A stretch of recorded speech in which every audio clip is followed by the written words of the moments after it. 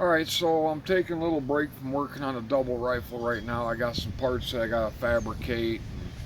Just it gets tedious and frustrating, and sometimes I need a break. So I showed you guys that 6.5 Swede that, sorry about the wind, but I showed you that 6.5 Swedish Mauser that my grandfather had sporterized that I'm going to fix up in that.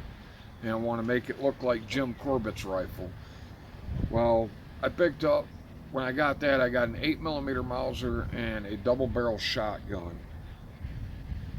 The 8mm Mauser was, you know, 8mm Mauser, military barrel, the step barrel and all that.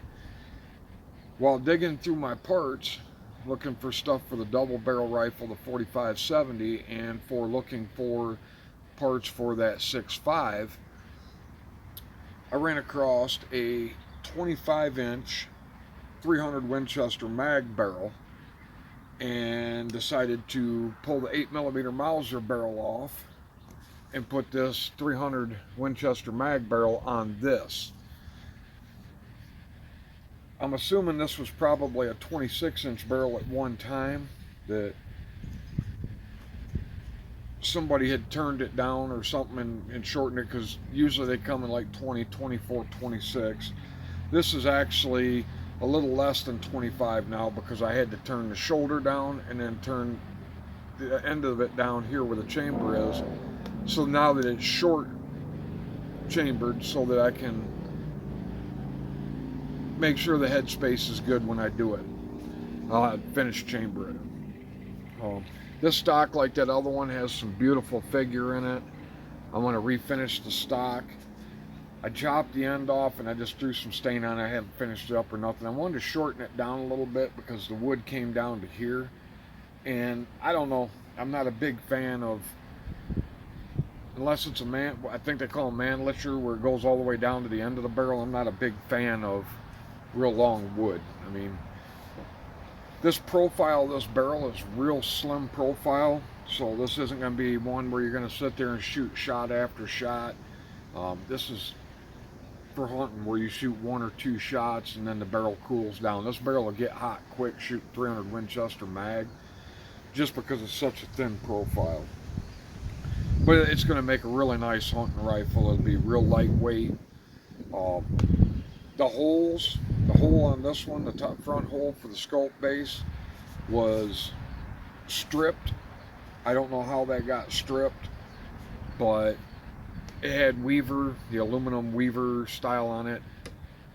I want this to be a pretty rifle, so when I was digging through my stuff, I found a set of Leopold bases that are steel bases. I'm actually going to solder them onto the receiver, and I got to get rings. I've got in a BSA scope that I don't know where I got it. I picked it up somewhere. I'm going to throw on this. I think it's 6 to 24 power by 40 or 50. You'll see it when I get the mounts soldered on and the rings come in. I did have to order rings. Then I'll throw the scope on it and show you. And I'll get the wood refinished. I'll work this end down a little better, make it cleaner looking. But this one's not going to take much to finish it off. I just didn't really need an 8mm Mauser. I mean, that's pretty much on par with a 30-06. And you guys know me, I shoot a lot of big bore stuff, elephant guns and that. So I just wanted a really flat shooting 30 caliber. I know people shoot 1,000 yards with 30-06 and that, but I had this barrel, might as well use it, build me a nice flat shooting rifle. One thing I am going to do is on these military trigger guards, they're real wide. I will taper it so it's wider up here and then tapers down more like a factory hunting rifle style trigger guard. This bolt, when you look at it, the knob will be curved up more, the bolt will come in closer, so that it's more like a Winchester Model 70 or Remington 700 style bolt handle instead of that military turn down bolt looking handle. May do some ebony inlay on it somewhere, I don't know. I got a cartridge trap. I've debated on what gun to put it on. I've thought about putting on a couple. I may do a cartridge trap on this. I may not. I don't know. But that's where I'm at with it right now. It's a barreled action. It's got to be finish reamed, so it'll chamber the 300 Winchester Magnum. The stock's been shortened a little bit. Like I said, got a thin profile tapered barrel. And like I said, it's just, I'm not building a sniper rifle or a rifle to go shoot matches or nothing.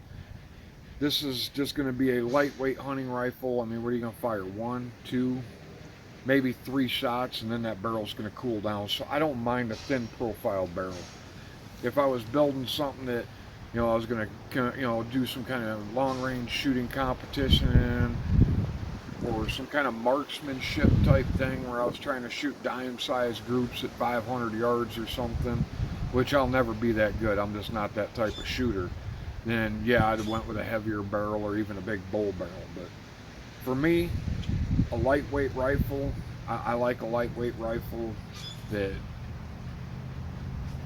has some knockdown power, and this should shoot pretty flat on top of it. So anyway, just figured I'd share that with you. Hope everybody has a good day.